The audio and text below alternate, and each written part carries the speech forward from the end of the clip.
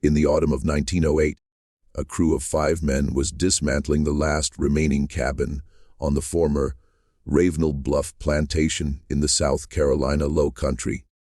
They swung their crowbars into a wall that had been nailed shut, tarred over, and whitewashed 3 separate times over the course of 45 years. The man who had ordered it sealed in March of 1863 had been dead for decades. His widow had passed away the previous winter. The property's deed had changed hands 4 times, with each new owner receiving the same assurance from the Ravenel family's former overseer. The small cabin at the edge of the rice field could be demolished, but it must never, under any circumstances, be open. When the first board gave way that October afternoon, the foreman stepped back from the odor that rolled out into the pine-scented air. 2 of the younger workers crossed themselves. The oldest man among them, a freedman named Solomon Pinckney, who had been born on a neighboring plantation in 1847, set down his crowbar and said, very quietly, that he had been waiting 60 years to discover what lay on the other side of that wall. What they uncovered inside that cabin would compel a county coroner to come out of retirement, generate a series of newspaper articles that were withdrawn from circulation within 3 weeks, and expose a crime that the Ravenel family had spent 2 generations and a considerable fortune trying to conceal behind pine boards and outward piety. Before we proceed with the story of Ravenel Bluff and the cabin sealed since 1863, be sure you're subscribed to this channel and leave a comment telling us which state you're listening from right now. Hearing from you across the country reminds me why these stories must never be forgotten. Now, to understand what was hidden behind that wall, we have to go back to the spring of 1849. When Ravenel Bluff was still regarded as one of the most successful rice plantations along the tidal stretch of the Combahee River. The plantation was situated on a high bank of sandy loam, overlooking nearly 300 acres of flooded rice fields, bordered to the east by a dense grove of cypress and live oak draped in Spanish moss, and to the west by a low tidal creek that filled and drained with the salt, pulled rhythm of the Atlantic. The air in the low country that spring was heavy with the scent of mud and blooming jessamine. At night, the rice fields echoed with the croaking of bullfrogs and the slow, steady clicking of rice birds that had come down from the Carolina Piedmont to feed on the spring plantings. To the north, the Combahee River moved between its banks of blackwater and tangled palmetto, its surface broken every few yards by the log, still shapes of alligators basking in the long afternoon light. In the geography of the antebellum South, this was one of the richest stretches of land in the Republic. A single acre of Combahee rice, at the price it commanded in the Charleston markets of 1849, was worth more than most free white farmers in the upcountry earned in a year. The main house was a 2-story Greek Revival structure, painted a particular shade of white that only the very wealthy could afford to maintain in that humid climate. Its columns were carved from heart pine, and its long verandas were shaded by the same live oaks that had been old when the first European settlers passed through the region in the 1690s. The interior was furnished with pieces that Augustine Ravenel's grandfather had shipped in from Philadelphia and New Orleans. Mahogany writing desks, a broadwood pianoforte in the front parlor, and a sideboard of French walnut that had been carried down from Richmond on a coastal schooner in 1811. The floors were heart pine, the walls were plastered and painted the color of old cream. Above the dining room fireplace hung an oil portrait of Augustine's father, Colonel Pierre Ravenel, who had served under General Andrew Jackson at the Battle of New Orleans, and who stared down at every family meal with a severity that Augustine Ravenel, as a boy, had found difficult to bear. Behind the main house, arranged in a neat double row along a packed earth lane, stood the plantation's 12 slave cabins.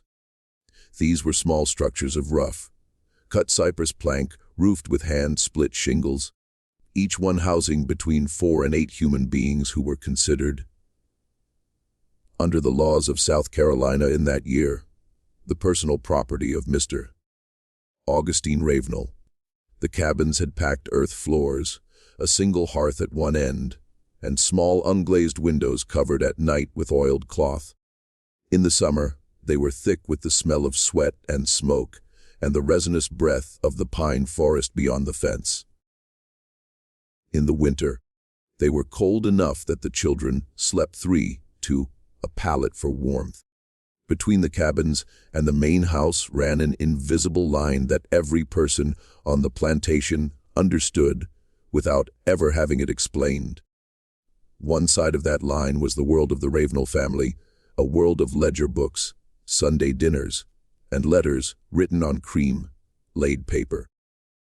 The other side was the world of work and survival, and the long memory of a people who had been brought to that place from a continent that most of them had never seen and would never see again. Augustine Ravenel was 46 years old in the spring of 1849. He was the third of his family to hold the plantation, descended from a Huguenot merchant who had fled France in the 1680s and settled in Charleston before pushing inland to the rice country. Augustine was a tall, narrow, shouldered man with sand-colored hair going gray at the temples, and a habit, noted by every neighbor who ever had supper at his table, of chewing the inside of his cheek when he was displeased. His wife, Henrietta Bonneau Ravenel, was 7 years his junior, educated in the French manner at a finishing school in Charleston, and known among the wives of the low country gentry for her fierce adherence to the proprieties of her class. They had 3 children, a daughter, Clotilda, who was 12 that spring, a son, Augustine Jr., who was 9, and a younger boy, Lawrence, who was 4. The plantation held, by the census of that year, 47 enslaved people. Among them was a man named Ezekiel, who was the head driver of the field hands, and who had been born on the plantation in 1809, and whose father before him had been brought in chains from the windward coast of Africa in 1787. Ezekiel knew every inch of the rice fields, every working of the trunk gates that controlled the tidal flow, every name of every person who lived in the cabins. He was, in the unspoken hierarchy of the enslaved community, the man to whom the others turned when a child fell ill, or when a dispute needed to be settled without the involvement of the overseer. He was 40 years old in the spring of 1849, a broad-shouldered man with hands so calloused that he had lost most of the feeling in his fingertips, and he moved through the world with the careful patience of a man who had learned, very young, never to waste a motion or a word. There was a woman named Clarissa who ran the kitchen and was considered by Henrietta Ravenel to be indispensable. Clarissa was 52 that spring. She had been a girl of 8 when she was bought by Colonel Pierre Ravenel at the Charleston market in 1805, separated on that same afternoon from her mother, whose name she could no longer remember by the time she reached middle age. Clarissa had, over the decades, made herself into the most skilled cook in the parish. Her shrimp pilau was famous from Beaufort to Charleston. She baked Ben wafers that Henrietta served to the visiting wives of state senators. She knew every herb that grew in the kitchen garden, every remedy for a child's fever, every measure of every ingredient in every recipe she had ever learned. And she knew, too, how to listen. The kitchen was the place where the main house and the quarters met, and Clarissa had spent 44 years of her life standing at that intersection, hearing everything that passed between the two worlds and remembering it. And there was a young woman named Delia, who was 18 years old that spring, and whose mother had died of the fever the year before. Delia had been assigned to the main house, where she served as nursery maid to the youngest Ravenel child. She was tall for a woman of her time, with high cheekbones and dark eyes that seemed older than her years, and a careful stillness about her that her fellow servants had learned to respect. She did not speak unless addressed.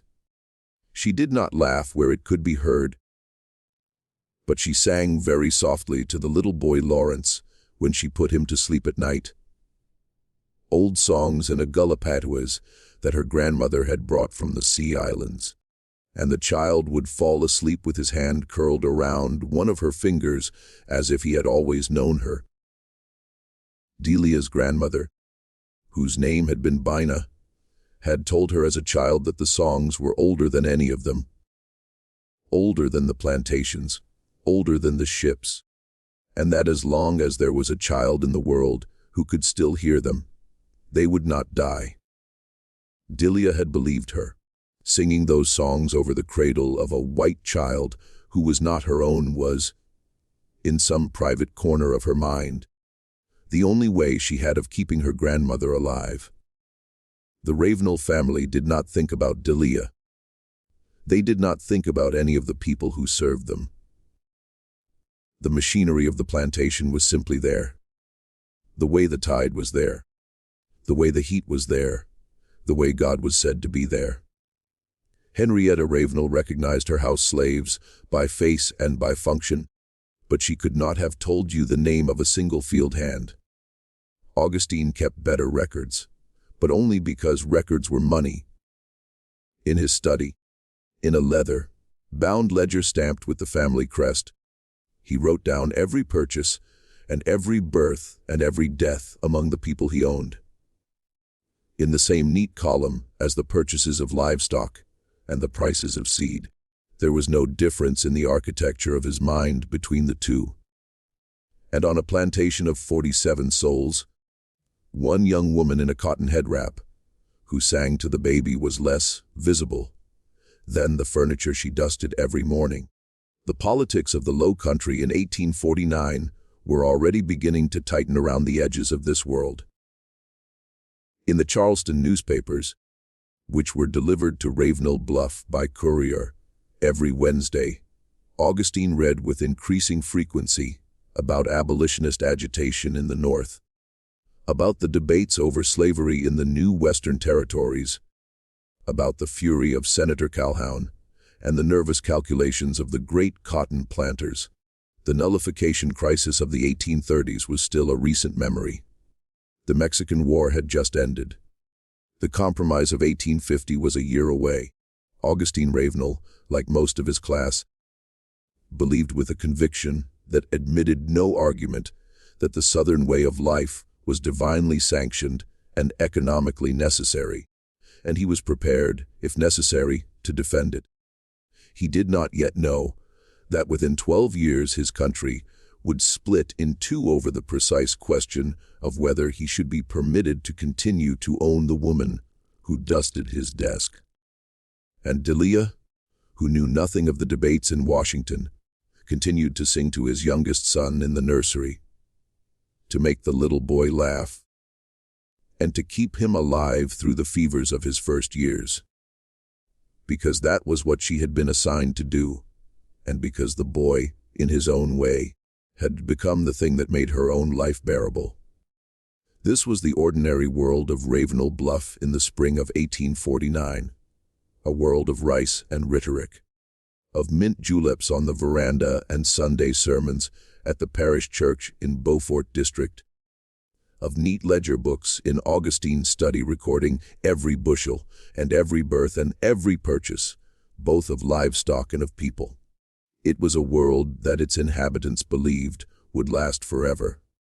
It was a world that was about to crack open along a seam that no one in the main house had yet seen. The crack began in the summer of 1852, when Augustine Ravenel's youngest son, Lawrence, died of yellow fever. He was 7 years old. The fever came that summer to Beaufort District in one of the worst outbreaks the region had seen since the epidemic of 1817. It moved through the low-lying plantations along the Combahee River, the way fever had always moved in that country, through the mosquito, thick air of the August dusk, striking the youngest and the oldest first. At Ravenel Bluff, it took 3 people in the course of 2 weeks. An elderly field hand named Old Moses died on the 11th of August. A 4-year-old girl in the second cabin died on the 15th, and on the morning of the 21st, little Lawrence Ravenel woke with a flushed face and a temperature that made Delia's hand jerk back when she touched his forehead. The boy lasted 8 days. For the first 3, he alternated between fever and shivering. He asked for his mother, who could not be reached in time, and for Delia, who did not leave his side. By the 5th day, the disease had entered its second phase. The yellowing of his eyes, the retching of black matter that gave yellow fever its old name of vomito negro. Delia, who was 21 years old, held him through each convulsion with a steadiness that the household physician, a Dr. Franklin Lazesne, later described in a letter to Henrietta Ravenel as remarkable. When Lawrence could no longer speak, Delia held his hand and sang to him the same song she had sung when he was an infant. She sang about the river that ran to the sea. She sang about the woman who became a bird. She sang until her voice gave out, and then she hummed. And then she simply held him. Henrietta Ravenel was in Charleston when the child died, visiting her sister. Augustine was in the study. It was Delia who closed the boy's eyes, who washed his small body with rosewater, who wrapped him in the linen that had been set aside for the purpose, and who did not cry in front of the physician because she knew that no one in the main house would ask her to. In the weeks that followed, something shifted in the main house. Henrietta returned from Charleston 3 days after her son's burial, collapsed in the front hall of the plantation house, and had to be carried upstairs. She did not leave her bedroom for nearly 4 months. The curtains of the nursery were drawn. The toys were wrapped in muslin and packed away in a trunk. The house was draped in black crepe. The mirrors were turned to the wall, and the mantel clocks were stopped at the hour of the boy's death. Augustine, who had been distant from his children for most of their lives, began to spend long hours in the nursery, where his youngest son had died, sitting in the rocking chair Delia had once used. He drank more than he had ever drunk before. He slept badly. He snapped at his daughter, Clotilda, who was 15 that summer, and who had begun to fear her father in a way she had never feared him. And Delia, who had nowhere else to go, was often in that same nursery, folding small clothes that would never be worn again, dusting a rocking horse that would never be ridden. What happened between them in that nursery over the course the next year, did not happen, because either of them chose it in any sense that a free person would recognize as choice. Augustine Ravenel was the man who owned her, under the laws of South Carolina in 1852. There was no such thing as the rape of an enslaved woman by her enslaver, because the word rape required a violation of the victim's will, and the law did not recognize that an enslaved woman possessed a will that could be violated. This was not a private opinion of the Ravenel family. It was the written law of the state, upheld by every court in the republic south of the Mason-Dixon line, and it had been articulated, most infamously, by Judge Thomas Ruffin of North Carolina in the case of State versus Mann in 1829, when the judge had written that the power of the master must be absolute in order to render the submission of the slave perfect. Under the cover of that law, under the cover of his wife's grief, and under the cover of the quiet rooms of a house, draped in mourning cloth, Augustine Ravenel began a relationship with the young woman who had held his dying son. Delia did not fight him. A woman in her position did not fight, because a woman in her position who fought would be whipped or sold or worse. She did what she had always done. She went still. She went silent. She sang in her own mind one of her grandmother's old songs, and she waited for it to be over. When she walked back to her cabin, afterward in the darkness of the lane between the quarters, she walked without making any sound at all. She had learned, by the age of 22, that the body was a thing that could be separated from the self if you were careful. If you were very careful, and if you kept singing. In the autumn of 1853, Delia was pregnant. She was 22 years old. She told no one. The other women in the cabin saw the shape of her body changing under her apron and knew, the way women have always known. Clarissa, who ran the kitchen, took her aside one evening behind the smokehouse and asked her whose it was. Delia did not answer. She did not have to. Clarissa had lived on Ravenel Bluff for 31 years. She had seen this before.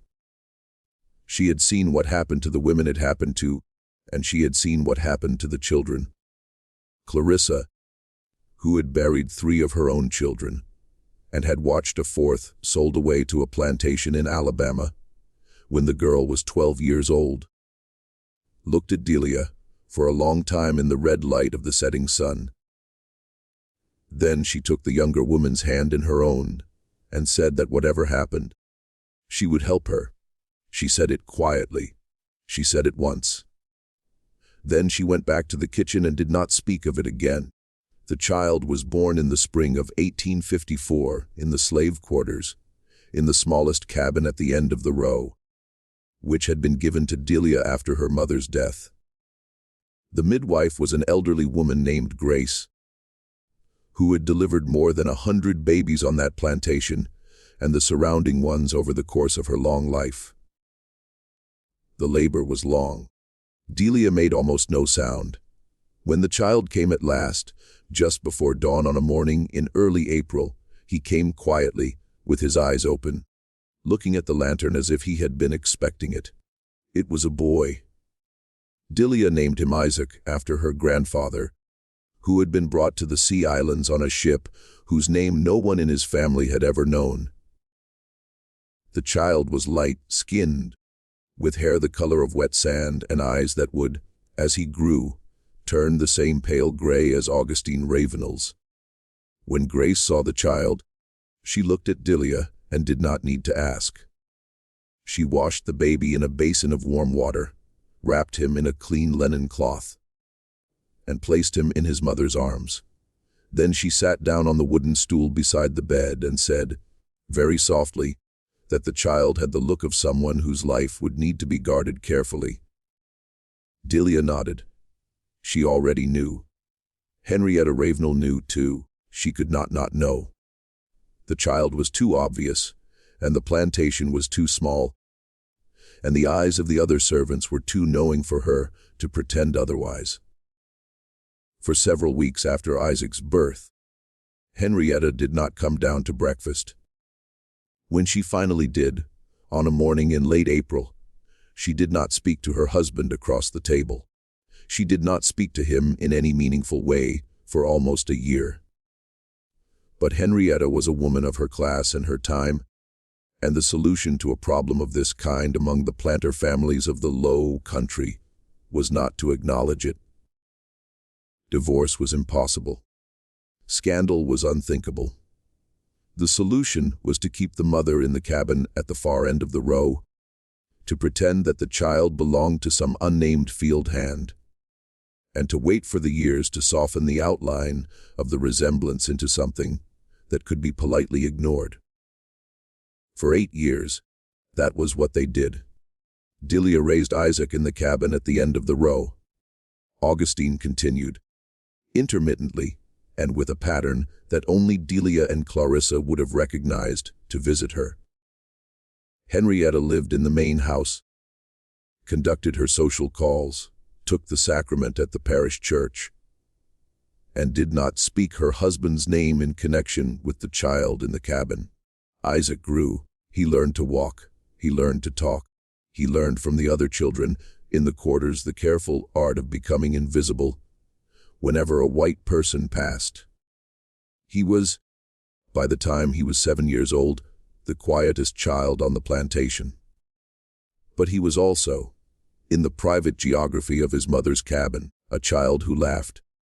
Delia had carved out a small world for him, with Clarissa's help and with the help of the other women of the quarters. That was entirely his own. She had taught him to read in secret from a torn Bible that Clarissa had smuggled out of the main house and soon into the lining of Delia's mattress. She had taught him to count using the dried beans in a kitchen jar. She had taught him the old songs.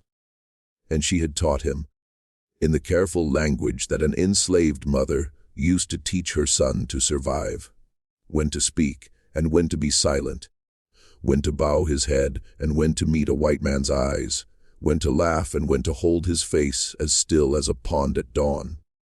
He had, by his 8th year, learned all of these lessons. He was a quick child and a watchful one. Delia sometimes watched him sleeping at night, in the yellow light of a single tallow candle, and thought, with a kind of grief that she did not have a word for, that he was the most beautiful thing she had ever seen, and that the world into which he had been born was going to destroy him, and that she could not imagine a future in which this would not be true.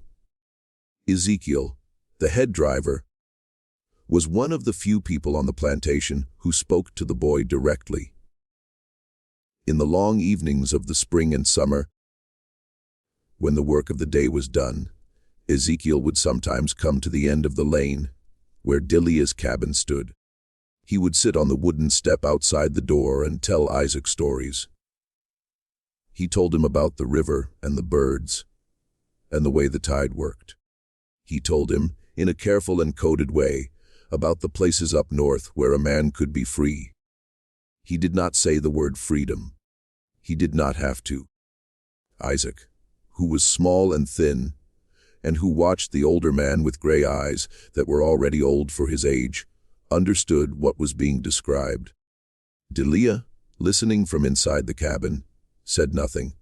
She was afraid of what Ezekiel was telling her son, and she was afraid of what would happen if he did not tell him. Then, in the summer of 1862, everything changed. The war had come to the Sea Islands. The Union Navy had taken Port Royal the previous November, landing troops on Hilton Head and the surrounding islands, and sending the white population of the region fleeing toward the interior. Confederate planters up and down the coast were beginning to understand that their world was ending. The great plantations of the Sea Islands had been abandoned. The enslaved people left behind had been declared contraband of war by General Benjamin Butler, and then, in January of 1863, declared free by the Emancipation Proclamation.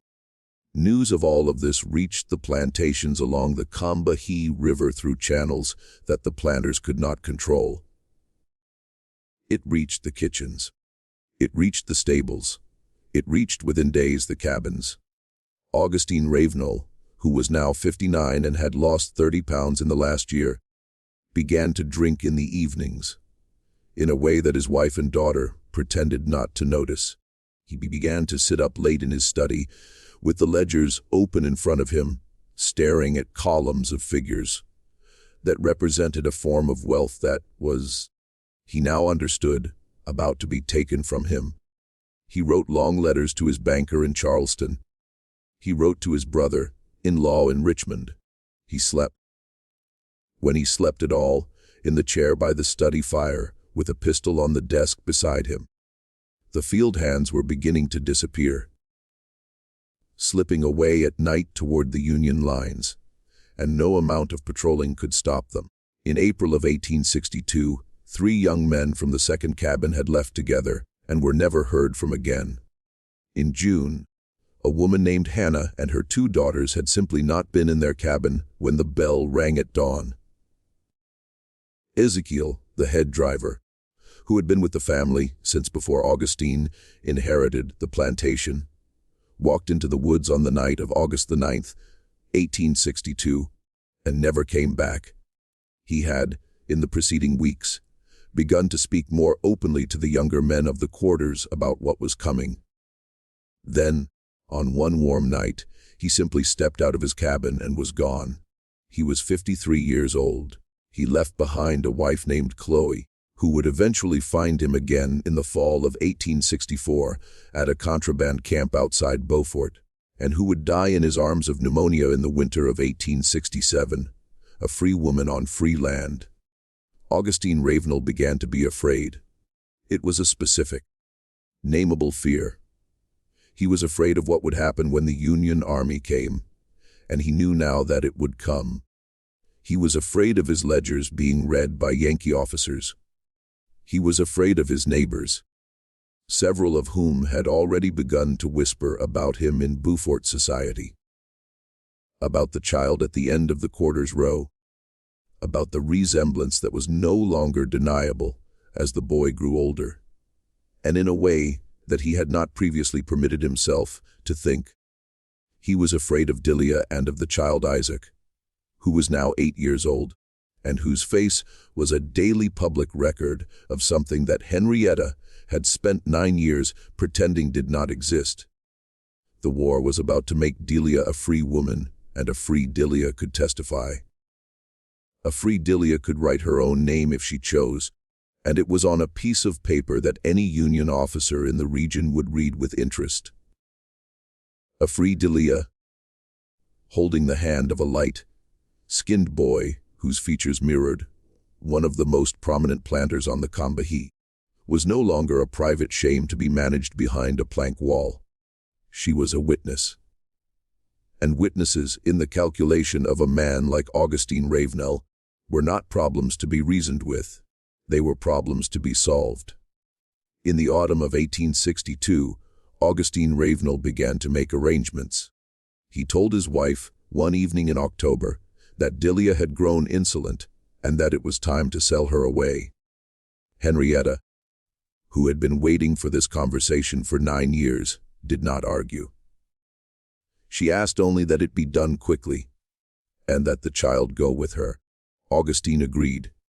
He did not, however, make contact with any slave trader. The ports were blockaded. The auction houses in Charleston were empty. Augustine had begun, in the long evenings of that autumn, to calculate a different sort of arithmetic. What happened next is the heart of what the men found behind the wall in 1908. It is the part of this story that the Ravenel family spent 45 years and 2 generations trying to hide.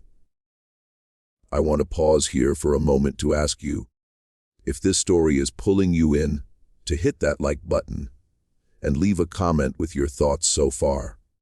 The algorithm only shows these stories to more people when you engage. There are descendants of families like Delia's all across this country who deserve to have their histories heard. Keep watching, because what I am about to tell you is the piece of the story that Augustine Ravenel paid to keep buried. On the night of January the 17th, 1863, according to the testimony that Solomon Pinckney would give to the Beaufort County coroner on October the 29th, 1908, Augustine Ravenel came to the cabin at the end of the row with a bottle of imported French brandy, a folded document bearing the seal of a Charleston notary, and 2 men from a neighboring plantation whom Solomon did not recognize. Solomon was 15 years old at the time. He was in the neighboring cabin, separated from Delia's by a single plank wall, and he heard everything. His grandmother, a woman named Flora, who had raised him after the death of his mother, was asleep on the other side of the small room, worn down by a cough that would kill her before the end of that winter. Solomon was wide awake. He had been wide awake on most of the nights of that January. He was a boy who listened. Augustine told Delia that he had purchased her freedom. He showed her the notarized document. He told her that he had arranged for her and the boy Isaac to be taken by wagon that night to a safe house in Walterboro, and from there to Charleston, where they would board a ship bound for Liverpool. He said the war would be over soon, and that she could not be here when it ended. He said he had provided a sum of money sufficient to begin a new life. He asked her to pack what she needed and to wake the boy. Solomon, through the wall, heard Augustine's voice. He heard it clearly. It was the voice of a man who was trying to sound generous and who was, at the same time, trying to sound like a man who had made a decision he did not intend to unmake. Solomon had heard that voice many times in his short life. It was the voice that white men used when they had already decided the outcome of a conversation.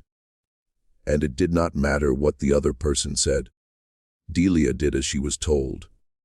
Solomon heard her through the wall, moving quietly in the dark, telling the child, in that low singing voice, that they were going on a journey, that he should be brave, that he should be very quiet. Solomon heard her wrap a small bundle of clothes. He heard her strike a match to light the stub of a candle, so that she could find the child's shoes. He heard the child ask if they were going to see the ocean. He heard her say yes, they were going to see the ocean. Solomon, in the dark of his own cabin, began to pray. He did not know precisely why.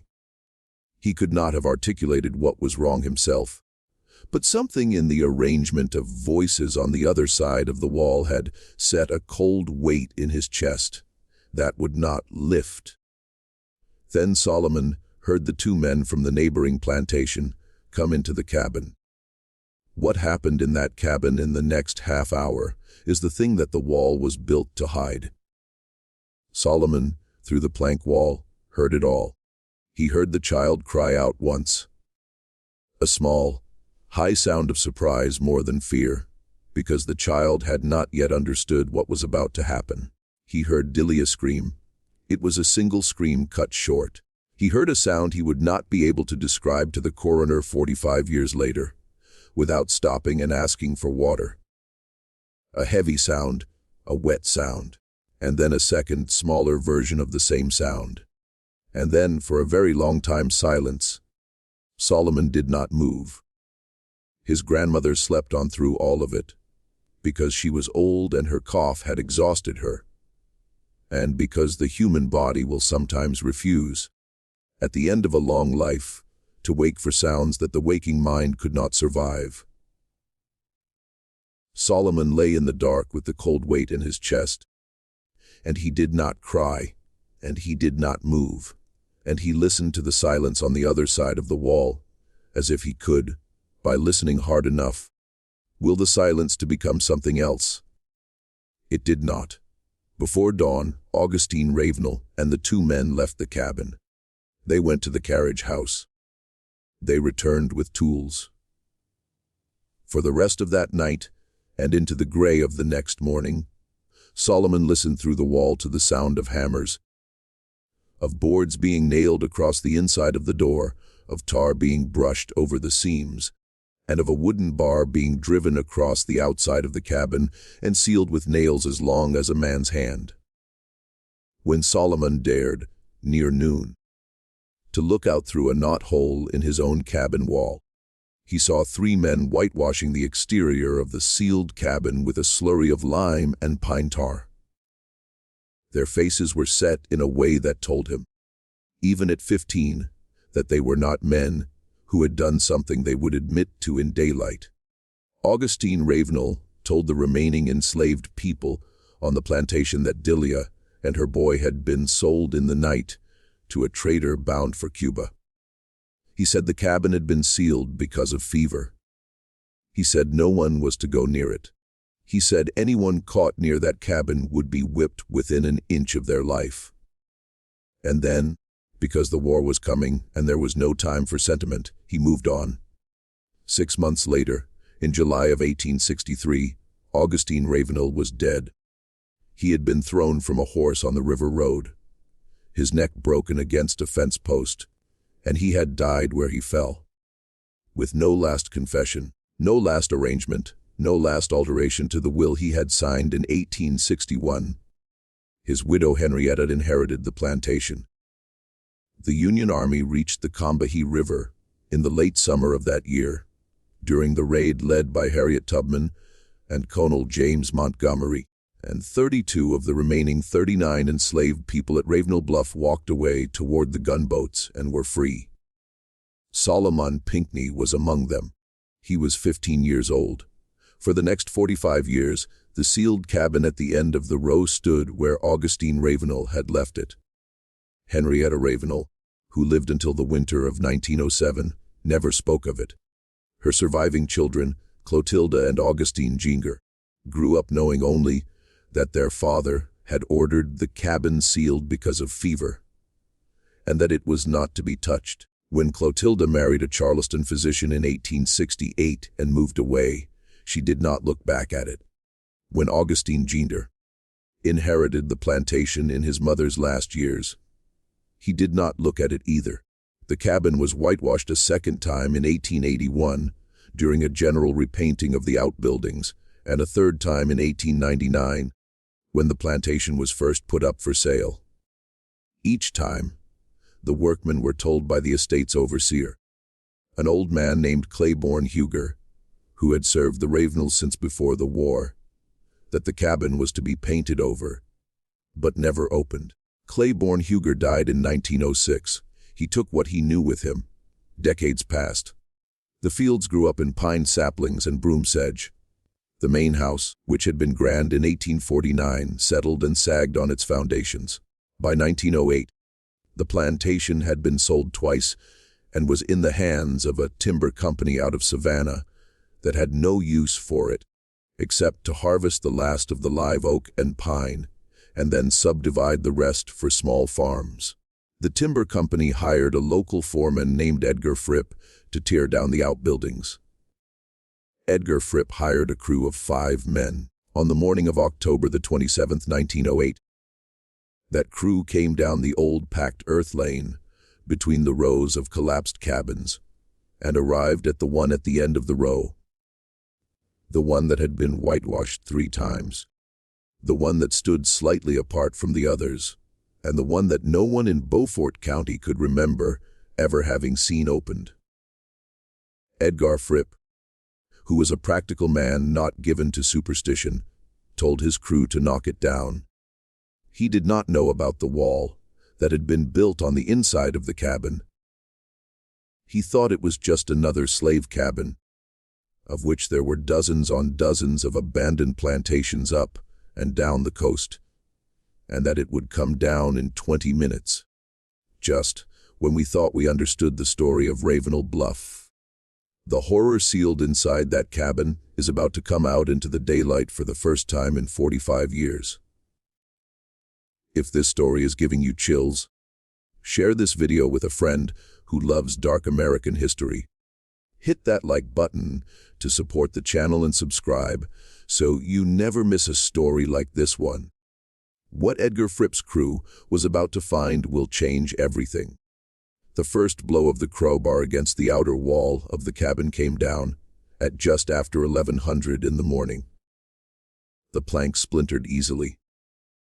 The wood was old, cypress that had been cut from the river bottom 60 years before, and it gave way with the dry crack of something that had been waiting a long time to fall. The second blow took down a second board.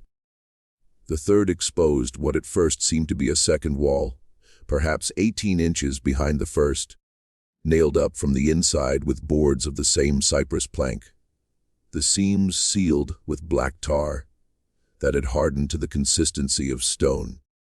The men paused. They had all seen the outside of the cabin whitewashed 3 times over, but none of them had expected a second wall. Edgar Fripp stepped forward and ran his hand along the inner wall. He pulled back his fingers and smelled them, then looked at Solomon Pinckney, who was the oldest man on the crew and the only one among them who had been alive in 1863. The younger workers, who had started the morning joking among themselves about how quickly the job would go, had fallen completely silent. One of them, a man named Jessup, took off his hat and began to turn it slowly in his hands. Another, the youngest, a boy of 19 named Caleb, took several steps back from the cabin without seeming to be aware that he was doing it. The autumn light fell slant through the pines. Somewhere in the distance, a mourning dove called 3 times and stopped. Solomon, who had been waiting for this moment for 45 years, said nothing. He took the crowbar from the younger man nearest him, walked up to the inner wall, set the bar against the seam between 2 boards, and pulled. His hands, which had grown old on their own schedule, were shaking. He had to set the bar a second time before he could get leverage. When the board finally came loose, it came away with a long tearing sound, like cloth being torn in half. The smell that came out was not the smell of fever. It was not the smell of any illness that Edgar Fripp had encountered in his 41 years. It was the dry, dusty, faintly sweet smell of something that had been sealed in darkness for nearly half a century. And it carried in it the particular and unmistakable weight of the human dead. It was, Edgar Fripp would later say in an interview that was never published, a smell that a man could recognize, even if he had never smelled it before, because some part of the human mind knew it the way the body knew hunger or thirst. Solomon Pinckney, who had smelled it before in the hospitals of the war years, took 2 steps back from the opening and sat down on a fallen log. His face had gone gray. Edgar Fripp ordered the crew to stop. He sent the youngest worker, Caleb, running on foot 2 miles through the pine woods to the nearest telephone, which was at the general store at Green Pond, with instructions to call the Beaufort County Sheriff and the county coroner. Then Edgar Fripp, Solomon Pinckney, and the 3 remaining men sat down on the ground 20 feet from the cabin and waited. No one spoke. Solomon Pinckney, according to an account given later to a reporter from the Charleston News and Courier, took off his hat and held it in both hands and did not put it back on for the rest of the afternoon. Jessup, who was a Methodist, prayed quietly under his breath.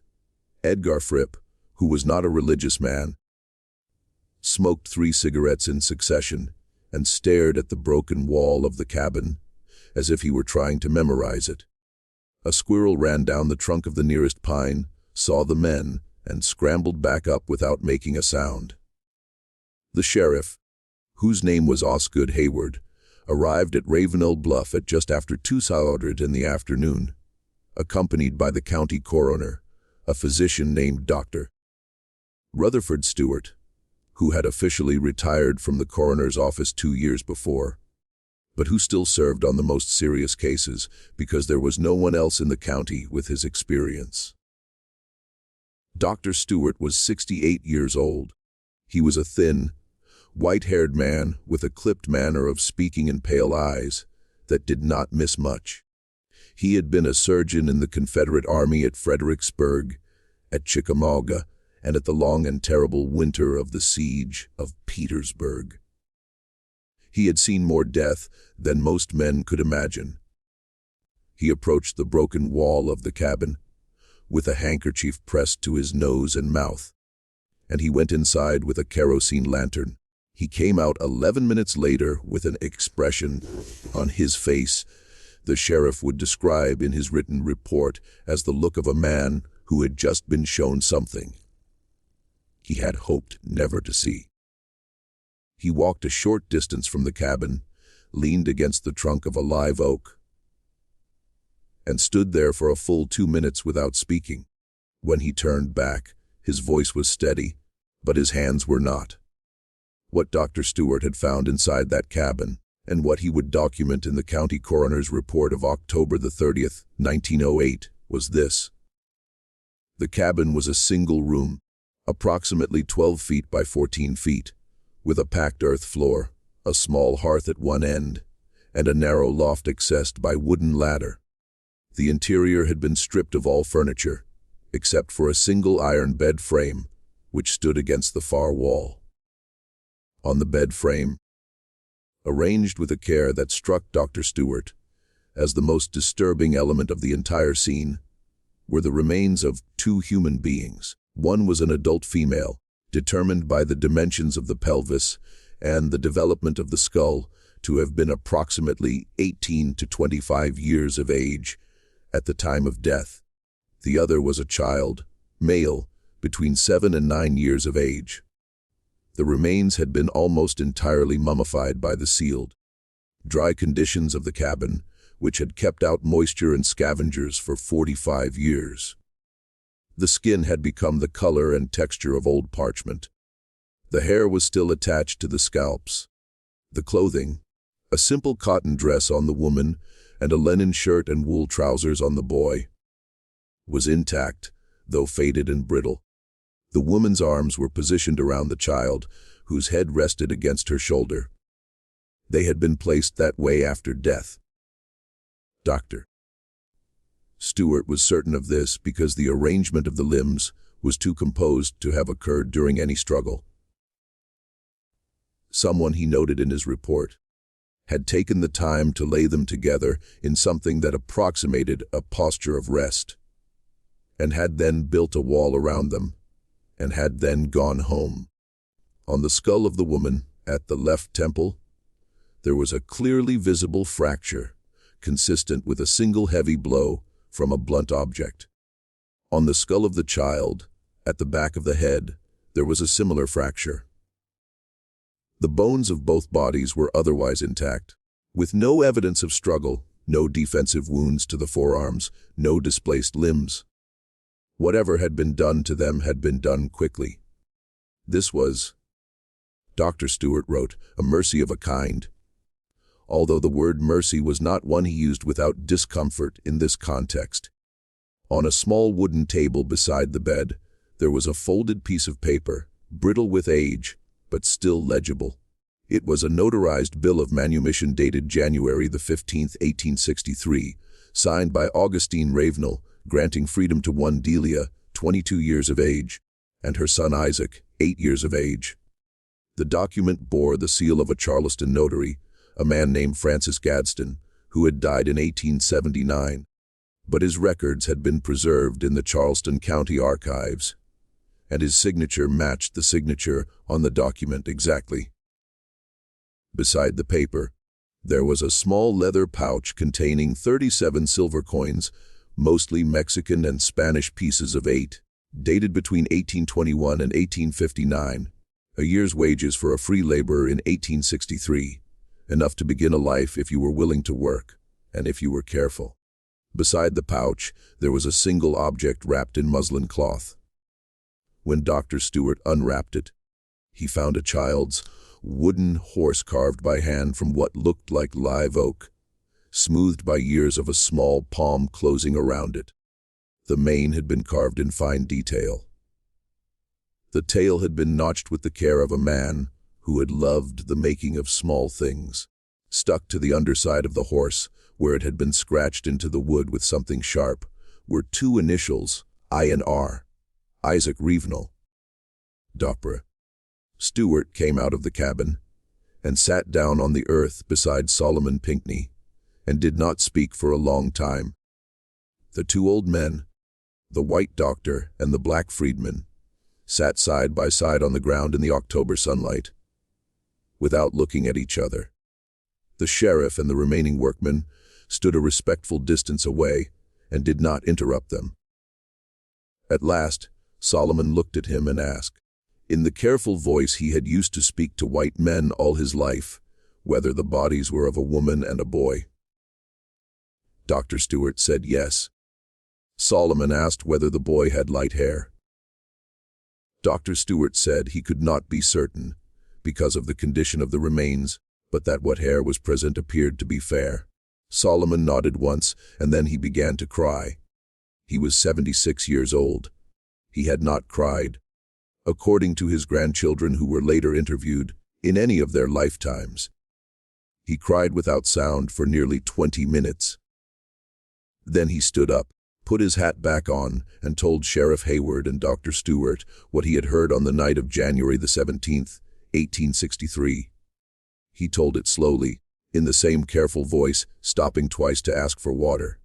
He named the men. He described the sounds. He described with an accuracy that would later be corroborated by the coroner's findings. Exactly where the bodies had been placed on the bed, which one had been killed first, and how he knew.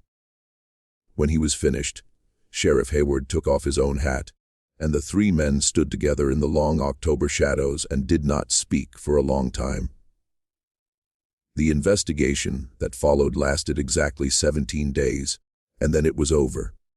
The Beaufort County Sheriff, Osgood Hayward, took Solomon Pinckney's statement on the evening of October the 29th, 1908, and filed it with the county court. Dr. Stewart filed his coroner's report on the 30th. Both documents clearly named Augustine Ravenel, deceased in 1863, as the probable perpetrator, and named two further individuals unidentified as his accomplices. The local paper, the Beaufort Gazette, ran a story on the morning of October the 31st under the headline, "Grim Discovery at Old Ravenel Place," describing the finding of the remains and alluding, in the careful language of 1908 South Carolina, to the possibility that a crime had been committed. The Charleston News and Courier picked up the story on November the 2nd. A reporter from the Savannah Morning News came to Beaufort County on November the 4th and interviewed Solomon Pinckney at length. And then, on November the 17th, 1908, the story disappeared. The Beaufort Gazette ran no further articles. The Charleston News and Courier printed a brief notice on its back page stating that the remains had been interred at the county's expense in an unmarked grave at a nearby cemetery, and that no further investigation was warranted given the death of the principal suspect 45 years previously. The Savannah Morning News never ran the interview its reporter had conducted. When Solomon Pinckney's grandson, Samuel Pinckney, attempted in 1934 to obtain a copy of Sheriff Hayward's original report from the Beaufort County Courthouse, he was told that the file could not be located. What had happened, it is now possible to piece together from later evidence, was this. Clotilda Ravenel, the daughter of Augustine and Henrietta, was by 1908 a widow living in Charleston, and the mother of 3 sons, 2 of whom were prominent figures in South Carolina politics. Her brother, Augustine Jr., had died in 1901, but his sons, her nephews, were officers in the state banking system. The Ravenel family had, in the 45 years since the war, rebuilt its fortune through a combination of timber interests, banking, and marriage. It was not a family that could afford to have a newspaper story circulating about a murder committed by its patriarch. Through mechanisms that were never documented, but are not difficult to imagine, the story was made to go away. Sheriff Hayward, who ran for re-election in 1910, did not mention the case in his campaign. Dr. Stewart, who died in 1912, never spoke of it publicly. The reporter from the Savannah Morning News was reassigned to the agricultural desk and left the paper within the year. What the Ravenel family could not control was Solomon Pinckney. Solomon lived until 1927. He was 79 years old when he died. In the last decades of his life, he told the story of what he had heard through the wall on the night of January the 17th, 1863, to anyone who would listen. He told it to his children and his grandchildren.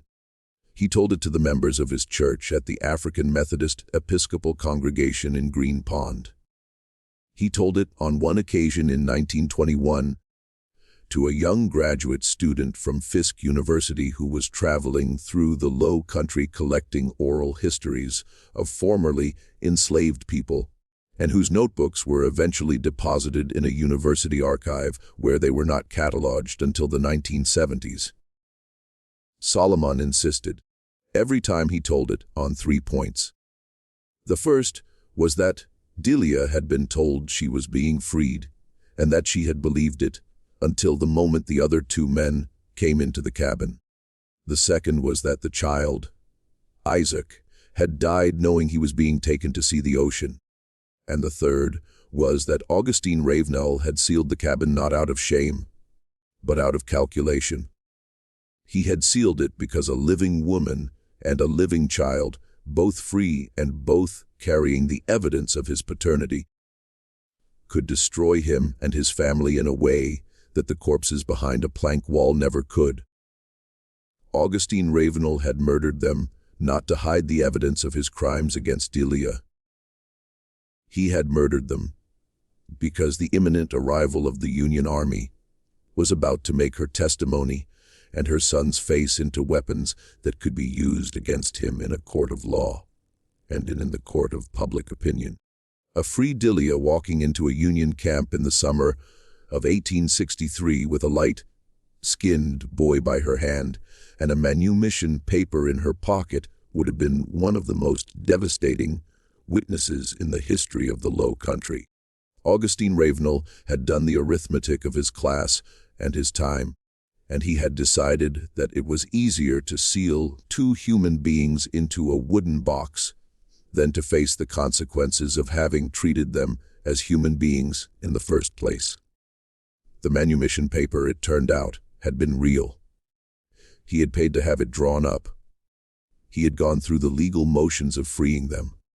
And then, on the night he had promised them freedom, he had killed them. The paper in the cabin was not evidence of a generous impulse gone wrong. It was evidence of a trap set with care. Delia had believed she was free because Augustine Ravenel had shown her the paper and let her read it. And then, once she had believed it, once she had woken her son and told him they were going to see the ocean, he had let in the men who would make certain that no such journey would ever be taken. The woman and the child in the cabin were buried, as the Charleston News and Courier had reported, in an unmarked grave in the county cemetery. In 1998, the Pinckney family, working with a historical preservation society and a team of forensic archaeologists from the University of South Carolina, located the grave. In 2003, after 5 years of legal wrangling with the county, the remains were disinterred, identified through careful comparison with the surviving 1908 coroner's photographs, and reburied with headstones. The headstones are plain gray granite, each carved with a single name, and, for the first time in either of their lives, a date of death. Delia, 1841 to January 17, 1863, Isa 1854 to January 17, 1863. Alongside them is a third stone added by the Pinckney family in 2004, which reads, in simple lettering, they were told they were free. He lied. Solomon Pinckney heard it through the wall and remembered. The Ravenel Bluff property was developed in the 1950s into a planned subdivision of vacation homes. The main house had burned in a lightning storm in 1931 and was never rebuilt. The slave quarters, including the cabin at the end of the row, had been torn down after the 1908 investigation. Their timbers hauled away and burned in a brush pile at the edge of what had been the rice field. There is a historical marker now, placed in 2009 at the turnoff from the old river road. It notes the existence of the plantation, the names of the people enslaved there, and the discovery of 1908. It does not name the Ravenel family, but the descendants of Augustine Ravenel still live in Charleston. The bank he helped to found still operates under a different name on Broad Street. His great-great-grandchildren sit on boards of charitable foundations. They give to historical preservation societies. They have, in the last several years, been asked to contribute to the maintenance of the cemetery where Delia and Isaac now lie. And they have, to their credit, quietly done so. The money comes through a trust with no family name attached. It was the granddaughter of Clotilda Ravenel, a historian in her 70s, who had spent her career studying the Low Country rice economy, who arranged the trust in 2007. She has never spoken publicly about the case, but in a letter to the director of the Historical Preservation Society, which was released with her permission after her death in 2019, she wrote only this: my great-grandfather built a wall. It was never going to be strong enough. The voices of the people he sealed behind it have been speaking for 150 years, and my family has been listening, whether we admitted it or not. It is past time, we answered. There are plantations like Ravenel Bluff up and down the coast of South Carolina and Georgia, places where the cabins have all been torn down and the fields have grown up in pine, and where, behind the polite historical markers, there are stories that were sealed in darkness by men who thought they could outlast the memory of what they had done. Some of those stories have come out. Most of them have not. The cabin at Ravenel Bluff is only one of them. And if the story of Delia and Isaac proves anything, it proves that walls do not hold forever, that the men who build them die, and that the voices they tried to silence have a way of reaching the next generation, and the generation after that. Through the patience of witnesses like Solomon Pinckney, who listened through a plank wall at the age of 15 and carried what he heard for 60 years until the daylight came. What do you think of this story? Do you believe that every wall eventually falls? Or do you think there are crimes that will stay buried forever? Leave your comment below. If this story moved you, subscribe to the channel, hit the notification bell, and share it with someone who understands that American history is not only what was written in the ledgers, but also what was whispered through the walls. See you in the next video.